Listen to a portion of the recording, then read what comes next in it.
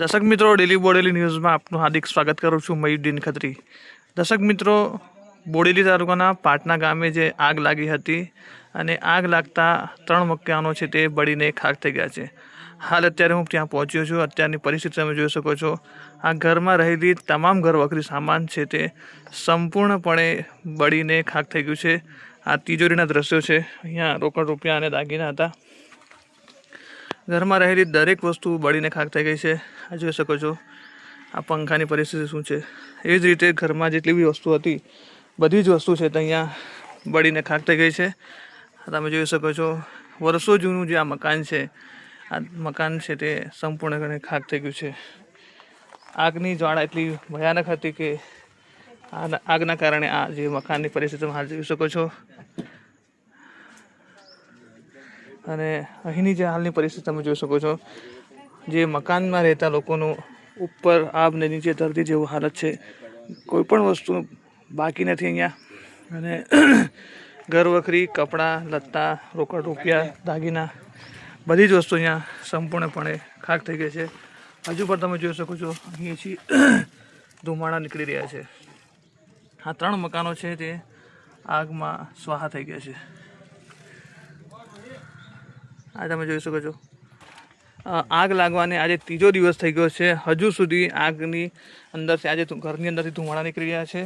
અને આ તમે જોઈ શકો છો. અત્યારે આજે જેટલું પણ આ ઘાસચારો છે, ઘરની સામગ્રી છે અને ઘાસચારો છે, આ દિવાલોની હાલત જોઈ શકો છો. ઉપર આ પાટડીઓ હતી એ બધું જ બળી ગયું છે. હજુ સુધી પણ આ ઘરની અંદરથી આ ધુમાડા નીકળી રહ્યા છે. અને આ જે દિવાલ છે તમે જોઈ શકો છો. હજુ અત્યારે અહીંયા ઊભો છું મેં અને આ દિવાલની અંદરથી હજુ પણ ધુમાડા નીકળી રહ્યા છે. કેટલી ભયાનક આગ હશે, કેટલી વિકરાળ હશે એ તમે અંદાજો લગાવી શકો છો.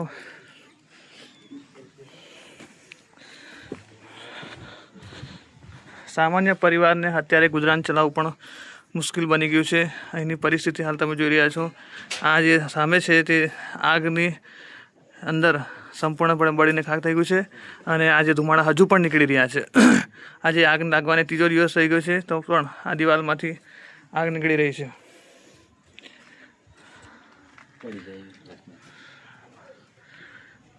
દિવાલો માટીની છે. આ તમે જોઈ શકો છો. આ તિજોરી છે. આ તિજોરીમાં રહેલું દરેક વસ્તુ, રોકડ રૂપિયા, દાગીના સહિત બધી જ વસ્તુ બળીને ખાખ થઈ ગયું છે. હાલ તમે જોઈ શકો છો. આ જે અનાજ છે, મકાઈ છે, આ બધી જ વસ્તુને હાલ તમે જોઈ શકો છો. આ બધી જ વસ્તુ ખરાબ થઈ ગઈ છે.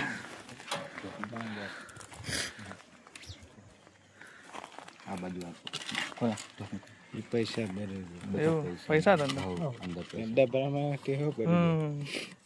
બોલો છો.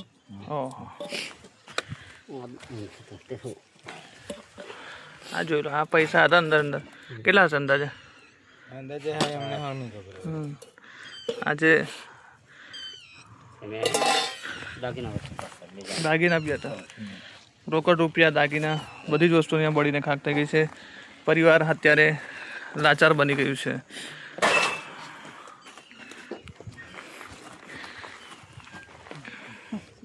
આ દિવાલો પણ પડી ગઈ છે.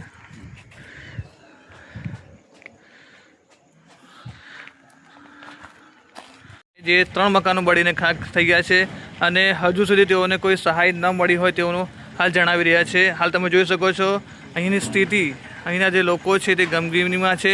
ઉપર આબ નીચે ધરતી જેવો એ લોકોની કન્ડિશન થઈ ગઈ છે. મકાનમાં રહેલી બધી જ વસ્તુ છે તે સંપૂર્ણપણે બળીને ખાખ થઈ ગઈ છે. શું કહેશો કાકા, કઈ રીતનું પરિસ્થિતિ છે અત્યારે? આજે 4 દિવસ થયા. કુદરતી હોનારત બહુ થઈ છે. ઘર મકાન સળગી ગયા છે. હજુ કોઈ પણ જાતની સહાય મળી નહીં અને ધારાસભ્ય તો આવીને ઊભા બી નહીં રહ્યા. તો તેઓનો આક્ષેપ છે કે સ્થાનિક ધારાસભ્ય હજુ સુધી મળવા પણ નથી આવ્યા. તો સ્થાનિક વહીવટી તંત્ર અને ધારાસભ્ય સહિત જે ચૂંટાયેલા પ્રતિનિધિઓ છે તે આમની વારે આવે અને યોગ્ય મદદ કરે તે જરૂરી બન્યું છે. હાલ તમે જોઈ શકો છો અહીંના દ્રશ્યો. તો વહેલી તકે વહીવટી તંત્ર અને સ્થાનિક ધારાસભ્ય જે દ્વારા છે તે અહીંયા લોકોને મદદ મળે તે જરૂરી બન્યું છે. અત્યારે તમે જોઈ શકો છો અહીંની પરિસ્થિતિ. ઘરમાં રહેલું રોકડ રકમ, દાગીના સહિત દરેક વસ્તુ સંપૂર્ણપણે બળીને ખાખ થઈ ગયું છે.